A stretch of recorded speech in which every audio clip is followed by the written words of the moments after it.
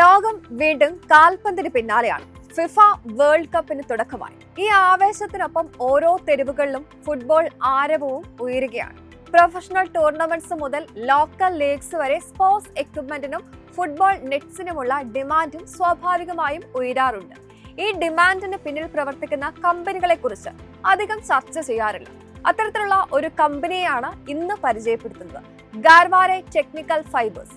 ഒറ്റ നോട്ടത്തിൽ റോപ്സും നെറ്റ്സും നിർമ്മിക്കുന്ന ഒരു ടെക്സ്റ്റൈൽ കമ്പനിയാണ് എന്ന് തോന്നാം.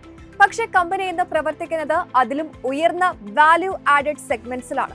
സ്പോർട്സ് നെറ്റ്സ് മുതൽ അക്വാ കൾച്ചർ സൊല്യൂഷൻസ് വരെയും ഡിഫൻസ് ആപ്ലിക്കേഷൻസ് മുതൽ ഇൻഡസ്ട്രിയൽ സൊല്യൂഷൻസ് വരെയും വ്യാപിച്ചു കിടക്കുന്ന സ്പെഷ്യലൈസ്ഡ് ടെക്നിക്കൽ പ്രൊഡക്ട്സ് ബിസിനസ് ആണ് കമ്പനിയുടേത്. കമോഡിറ്റി പ്രൊഡക്ട്സ് നിർമ്മിക്കുന്ന ഒരു ടെക്സ്റ്റൈൽ കമ്പനി എന്നതിലുപരി പെർഫോമൻസ്, ഡ്യൂറബിലിറ്റി, ഇന്നോവേഷൻ എന്നിങ്ങനെ നിർണായകമായ നീഷ് സെഗ്മെന്റ്സിലാണ് ഗർവാരെ വർഷങ്ങളായി സ്ഥാനം ഉറപ്പിച്ചിരിക്കുന്നത്. ഈ കമ്പനിയുടെ ബിസിനസ് മോഡൽ, ഗ്രോത്ത് ഓപ്പർച്യൂണിറ്റീസ് എന്തൊക്കെയാണ്, ഇൻവെസ്റ്റേഴ്സ് ശ്രദ്ധിക്കേണ്ട സ്ട്രെങ്സും റിസ്കുകളുമെന്ന് വിശദമായി പരിശോധിക്കാം. Welcome to another brand new episode of stock discovery.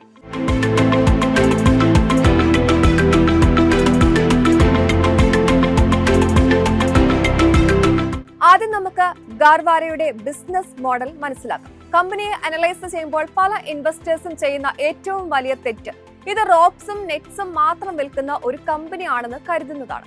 പക്ഷേ യഥാർത്ഥത്തിൽ ഗാർവാരെ പ്രൊഡക്ട്സ് അല്ല, സൊല്യൂഷൻസ് ആണ് വിൽക്കുന്നത്. അതായത് കസ്റ്റമേഴ്സിന്റെ എഫിഷ്യൻസി വർദ്ധിപ്പിക്കാനും ലോസസ് കുറയ്ക്കാനും productivity മെച്ചപ്പെടുത്താനുമുള്ള solutions.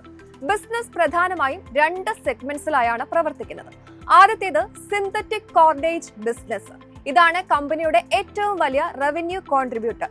Ropes, twines, sports nets, fishing nets, aquaculture cages, മറ്റ് നെറ്റിംഗ് സൊല്യൂഷൻസ് എന്നിവ ഈ സെഗ്മെന്റിൽ ഉൾപ്പെടുന്നു. രണ്ടാമത്തേത് fibre and industrial products business. Technical fabrics, geosynthetics, coated fabrics, infrastructure related solutions എന്നിവയാണ് ഈ സെഗ്മെന്റിൽ ഉള്ളത്. പക്ഷേ ഗർവാരയെ ഒരു സാധാരണ ടെക്സ്റ്റൈൽ കമ്പനിയിൽ നിന്ന് വ്യത്യസ്തമാക്കുന്നത് മറ്റൊരു കാര്യമാണ്. ഉദാഹരണത്തിന്, ഒരു അക്വാ കൾച്ചർ കമ്പനി ഗാർവാരയിൽ നിന്ന് പ്രിഡേറ്റർ പ്രൊട്ടക്ഷൻ നെറ്റ് വാങ്ങുമ്പോൾ അവർ ഒരു നെറ്റ് മാത്രമല്ല വാങ്ങുന്നത്, പകരം മത്സ്യസമ്പത്ത് സംരക്ഷിക്കാനും ഫാം പ്രൊഡക്ടിവിറ്റി മെച്ചപ്പെടുത്താനുമുള്ള ഒരു സൊല്യൂഷനാണ് വാങ്ങുന്നത്. അതുപോലെ ഷിപ്പിംഗ് കമ്പനീസ് ഗാർവാരയുടെ ഹൈ പെർഫോമൻസ് റോപ്സ് ഉപയോഗിക്കുന്നത് ഒരു റോപ്പ് എന്ന നിലയിൽ മാത്രമല്ല, ഓപ്പറേഷണൽ റിലയബിലിറ്റിയും സേഫ്റ്റിയും ഉറപ്പാക്കാനാണ്. ഈ സൊല്യൂഷൻ ബേസ്ഡ് അപ്രോച്ച് തന്നെയാണ് ഗാർവാരയുടെ ഏറ്റവും വലിയ ശക്തി. കാരണം ഇത് കസ്റ്റമർ സ്റ്റിക്നെസ് വർദ്ധിപ്പിക്കുകയും പ്രീമിയം പ്രൈസിംഗ് ചാർജ് ചെയ്യാനുള്ള കഴിവ് നൽകുകയും ചെയ്യുന്നു. അതുകൊണ്ട് തന്നെ കമ്മോഡിറ്റി പ്രൊഡക്ട്സിൽ നിന്ന് മാറി വാല്യൂ ആഡഡ് പ്രൊഡക്ട്സിന്റെ ഷെയർ വർഷങ്ങളായി ഉയർത്താനാണ് കമ്പനി ശ്രദ്ധ നൽകിയിരിക്കുന്നത്. ഇന്നത് ഗാർവാരയുടെ റവന്യൂവിൽ പ്രധാന പങ്ക് വഹിക്കുന്നതും ഈ ഹയർ വാല്യൂ സൊല്യൂഷൻസ് തന്നെയാണ്. മറ്റൊരു പ്രധാന ശക്തി ഇന്നോവേഷൻ ആണ്. പല ട്രഡീഷണൽ ടെക്സ്റ്റൈൽ കമ്പനികളും കോസ്റ്റ് അടിസ്ഥാനമാക്കി കോമ്പീറ്റ് ചെയ്യുമ്പോൾ ഗാർവാരയുടെ ഫോക്കസ് ഇന്നോവേഷനിലും പ്രൊഡക്റ്റ് ഡെവലപ്മെന്റിലുമാണ്. അതിനായി സയന്റിസ്റ്റുകളും എഞ്ചിനീയേഴ്സും ഉൾപ്പെടുന്ന ഡെഡിക്കേറ്റഡ് R&D ടീമും കമ്പനിക്കുണ്ട്. പുതിയ പ്രൊഡക്ട്സ് വികസിപ്പിക്കാനും നിലവിലുള്ള സൊല്യൂഷൻസ് കൂടുതൽ മെച്ചപ്പെടുത്താനുമാണ് ഈ ടീം പ്രവർത്തിക്കുന്നത്. തുടർച്ചയായ ഈ R&D എഫേർട്സിന്റെ ഫലമായി നിരവധി പേറ്റന്റ്സ് സ്വന്തമാക്കാനും വ്യത്യസ്തമായ പ്രൊഡക്ട്സ് വിപണിയിലെത്തിക്കാനും ഗാർവാരയ്ക്ക് കഴിഞ്ഞിട്ടുണ്ട്. ഇത് കസ്റ്റമർ റിലേഷൻഷിപ്പ് കൂടുതൽ ശക്തമാക്കുന്നതോടൊപ്പം പുതിയ കോമ്പറ്റീറ്റേഴ്സിന് മാർക്കറ്റിലേക്ക് കടക്കുക അത്ര എളുപ്പമല്ലാത്ത സാഹചര്യവും സൃഷ്ടിക്കുന്നു. അതുകൊണ്ട് തന്നെ ഗാർവാരയെ ഒരു മാനുഫാക്ചറിംഗ് കമ്പനി എന്നതിലുപരി ടെക്നോളജി ഡ്രിവൻ സൊല്യൂഷൻസ് കമ്പനി എന്ന നിലയിലാണ് ഇന്ന് മാർക്കറ്റ് കാണുന്നത്. ഗാർവാരയുടെ മറ്റൊരു പ്രധാന സ്ട്രെങ്ത് എന്ന് പറയുന്നത് അതിന്റെ ഗ്ലോബൽ പ്രസൻസ് ആണ്. ഇന്ന് കമ്പനിയുടെ റവന്യൂവിന്റെ ഏകദേശം 60% എക്സ്പോർട്സിൽ നിന്നാണ് വരുന്നത്.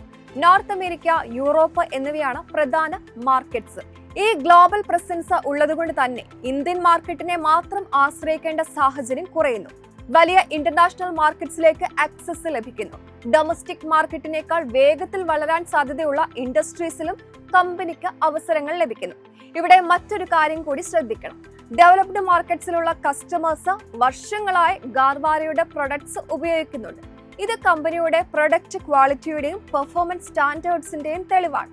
കാരണം നോർത്ത് അമേരിക്ക, യൂറോപ്പ് പോലുള്ള മാർക്കറ്റുകളിൽ കോമ്പീറ്റ് ചെയ്യണമെങ്കിൽ technology capability, consistent product quality, strong customer relationships ഇവയെല്ലാം നിർണായകമാണ്. പക്ഷേ ഗ്ലോബൽ പ്രസൻസ് ചില ചലഞ്ചസും കൊണ്ടുവരുന്നുണ്ട്. Economic slow down, currency fluctuations, trade restrictions അല്ലെങ്കിൽ അക്വാ കൾച്ചർ, ഫിഷറീസ് ഇൻഡസ്ട്രീസിലുള്ള ദൗർബല്യം ഇവയൊക്കെ നേരിട്ട് ബിസിനസ് പെർഫോമൻസിനെ ബാധിക്കാം. അതായത് ഗ്ലോബൽ പ്രസൻസ് ഗാർവാരയ്ക്ക് വലിയ ഗ്രോത്ത് ഓപ്പർച്യൂണിറ്റീസ് നൽകുമ്പോൾ അതോടൊപ്പം ഗ്ലോബൽ മാർക്കറ്റ് റിസ്കിനെയും കമ്പനി നേരിടേണ്ടി വരുന്നു. ഇനി ഗാർവാരയുടെ ഫിനാൻഷ്യൽ പെർഫോമൻസ് നോക്കാം. ഇവിടെയാണ് കമ്പനിയുടെ ക്വാളിറ്റി വ്യക്തമായി കാണാൻ കഴിയുന്നത്. ഫിനാൻഷ്യൽ 2015 ഏകദേശം 782 കോടി ആയിരുന്ന റവന്യൂ 2025 ഫിനാൻഷ്യൽ ഇയറോടെ ഏകദേശം 1540 കോടിയായി ഉയർന്നു. അതേസമയം നെറ്റ് പ്രോഫിറ്റ് 43 കോടിയിൽ നിന്ന് 232 കോടിയിലേക്കും വളർന്നു. ഇവിടെ ശ്രദ്ധിക്കേണ്ട ഏറ്റവും പ്രധാനപ്പെട്ട കാര്യം റവന്യൂ വളർന്നതിനേക്കാൾ വേഗത്തിലാണ് പ്രോഫിറ്റ്സ് വളർന്നത്. അതിന്റെ പ്രധാന കാരണം കമ്പനി വർഷങ്ങളായി വാല്യൂ ആഡഡ് പ്രൊഡക്ട്സിന്റെ ഷെയർ വർദ്ധിപ്പിച്ചതാണ്. അതായത് സെയിൽസ് മാത്രം കൂട്ടിയതല്ല, പ്രോഫിറ്റബിലിറ്റി മെച്ചപ്പെടുത്താനും ഗാർവാരയ്ക്ക് കഴിഞ്ഞിട്ടുണ്ട്. റിട്ടേൺസ് റേഷ്യോ നോക്കിയാലും കമ്പനി ശക്തമായ നിലയിലാണ്. ROC ഏകദേശം 22%, ROE ഏകദേശം 16%.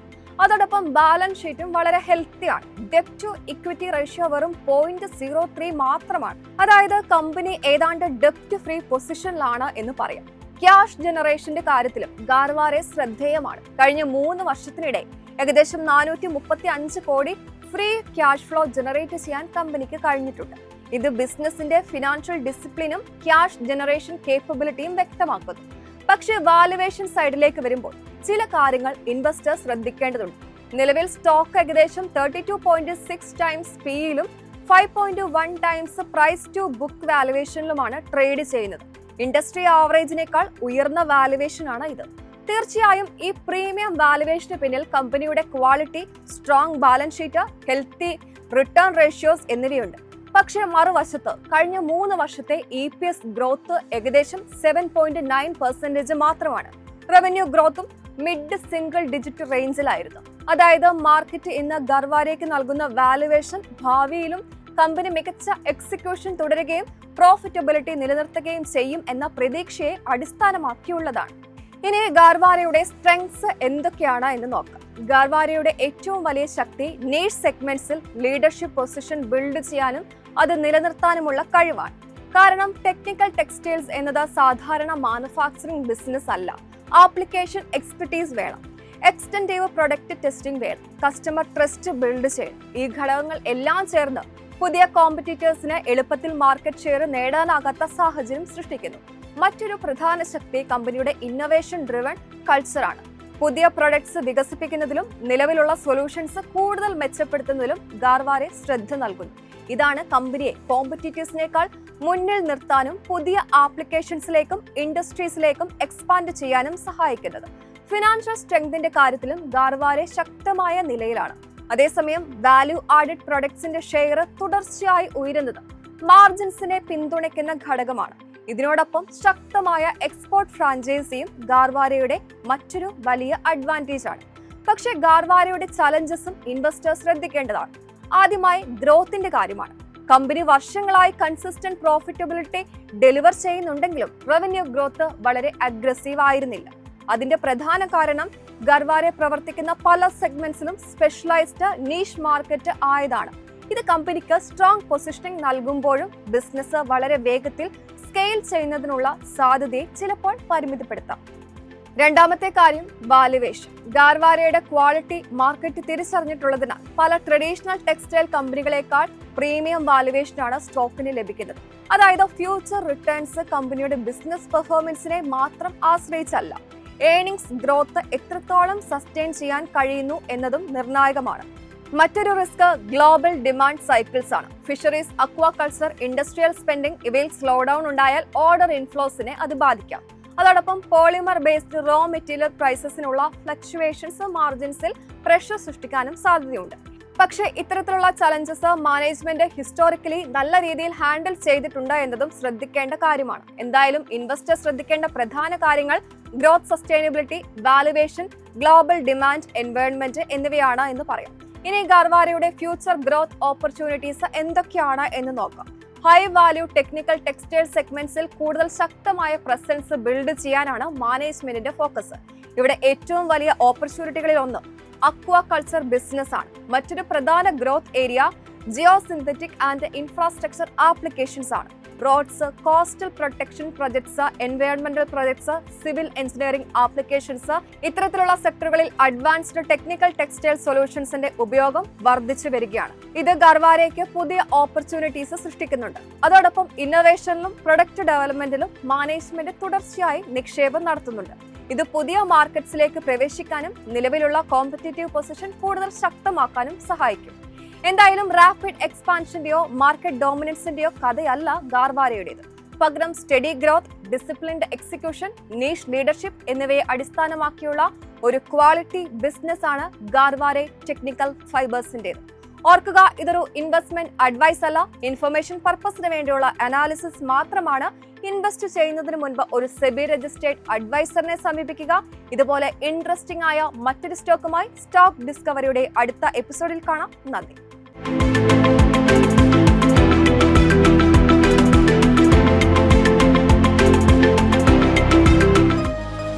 എളുപ്പത്തിൽ സമ്പാദ്യം വളർത്താം. ഇന്ന് തന്നെ മൈഫിൻ TV ആപ്പ് ഡൗൺലോഡ് ചെയ്യൂ.